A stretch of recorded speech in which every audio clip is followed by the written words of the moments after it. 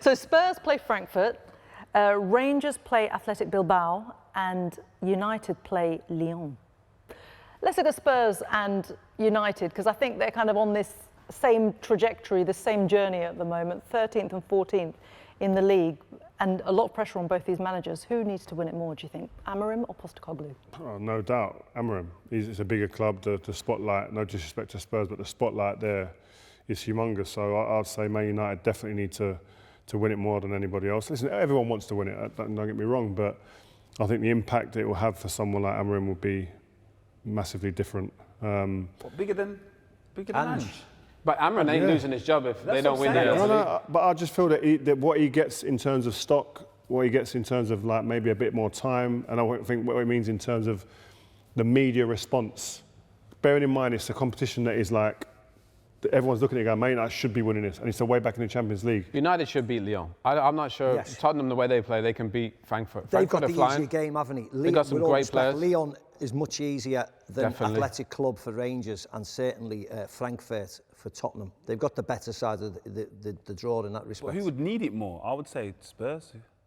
Like nothing changes at United if they don't. No, everything changes. Spurs, the moment they're out, everything changes. Their manager's changing potentially. Like nothing's changing. What if so they expect to? You think that Spurs actually, when it starts, they expect we should be winning this one? No. Now in the stage, being in the league. What would happen if they don't? The moment they go out, everything changes. Whereas at United, they've very much made the point that whatever happens, whatever happens, we're going to go with the process. I think Tottenham are right at the end of their tether. They are, if they don't produce in this competition. That's what you feel, don't you? We're not Tottenham fans, but we're Ange coming out saying we win trophies. That's like a millstone around his neck now, and the media will never let him forget that. So if it doesn't happen, there'll be wholesale changes at Tottenham. You don't want it to happen, but that's what will happen. It feels like there's something brewing, isn't there, at Tottenham? And it doesn't look good for Ange Postecoglou. You know him as well. What was he like?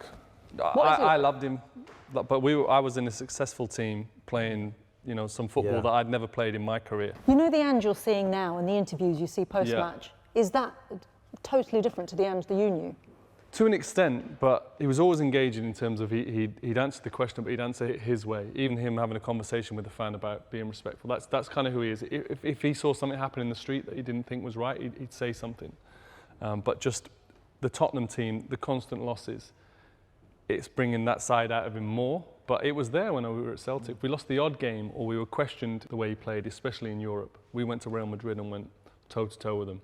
And we did all right at home, but we got pumped 5-0 away. But he stood by it, and he would stand by anyone who called him out. 20-man press conference. If one man was whispering about him over there, he'd be like, what are you saying? What have you got to say? Say it to me. But at Tottenham, it's difficult because he's constantly having to deal with it. And you know how the media, they thrive on it, don't they? Oh, yeah, they do. And they know if you bite, they go more, don't they? Yeah, and it started well, didn't it?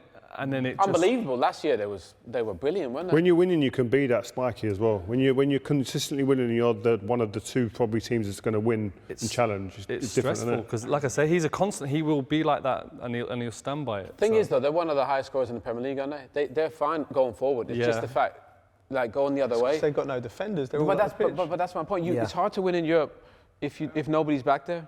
I think his argument will be, well, give me all my players and we'll see. Because he's got to take some responsibility for that. I agree. I agree with that. Responsibility maybe it's just for the injuries or then adapting your style. Like, I'm of the theory of, you didn't select them players at the start because they couldn't do what you're asking. Now you have to select them.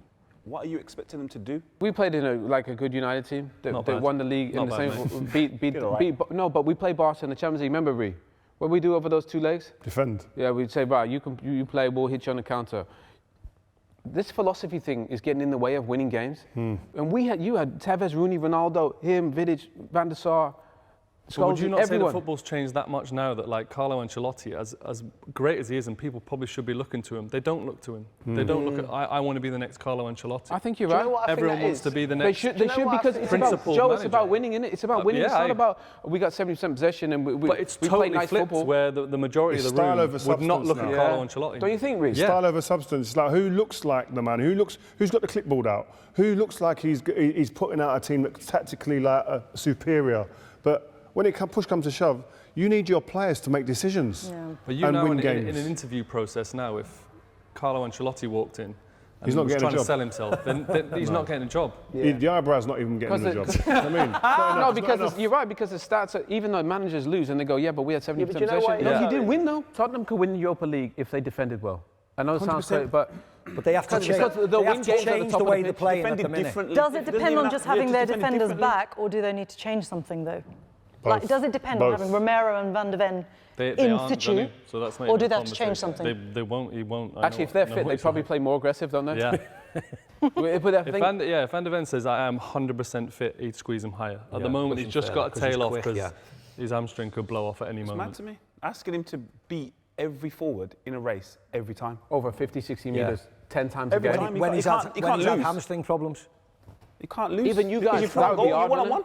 I don't want to be a part of that. I don't want any part of that. Do you know what I mean? It's true. I don't mind racing 3 times a half, 4 times a half. If you're getting asked to race 10 times a half on average in a game, it's too much. He would 60, argue 70 that it was further up the field. Like, this is me knowing him, that it wouldn't be about you two having to race. It would be about the three Winning in it, front of you being Yeah. better, and the counter press being, because when it worked perfectly at Celtic, respectfully, it would mean that you'd be boxing people in, and he'd want the counter press so intense that when someone did clear it, they weren't looking at where they were just booting it. booting it because they were just getting smothered, and they could come again and again. But I know what you're going to say, Joe. That isn't there. I know. And that, we People haven't ain't seen, doing we haven't that. seen Boys are too that. good, But aren't that's they? the perfect version that he's Like, chasing. in the greatest respect, like Bournemouth, Brighton ain't just clearing it That's the anymore. perfect version that he's we can chasing. ball. The Let's- complete counter press and the smother, recycle the ball, go again, then go again, and high not even think about the 10 sprints back. Let's stick with Scotland. Rangers as well, arguably one of the toughest opponents because the final is at Athletic Bilbao Yeah, it is, Stadium, and they are playing pretty decently in La Yeah, they Liga are, as yeah. well. Yeah.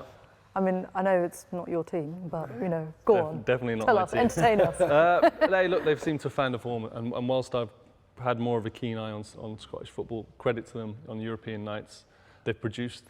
They've not been pretty. They've probably won the ways that we've talked about in the Real Madrids in terms of just finding a way to win. They've not necessarily got a formula or a style that they stick to, but that'll be one step too far. Who wins the entire competition? Man I United. would United or- definitely go Man for the United or German Lazio? team, I would. Joleon, Man United or Lazio? Oh, United and Tottenham have the two best squads, but I think United can do it. I think Tottenham could struggle against Frankfurt. I'm going to go Frankfurt. Goalie's rogue. Being at Frankfurt, do you remember that? Yeah, was I've been impressive. there. Wasn't it? and they're going to win. Yes, it'll be a long night for the Spurs supporters as well if they go out there. Rio? Yeah. I'm going to go with my heart. United. Man United. Okay. And your head? I'm not convinced, but I'm sitting in hope actually.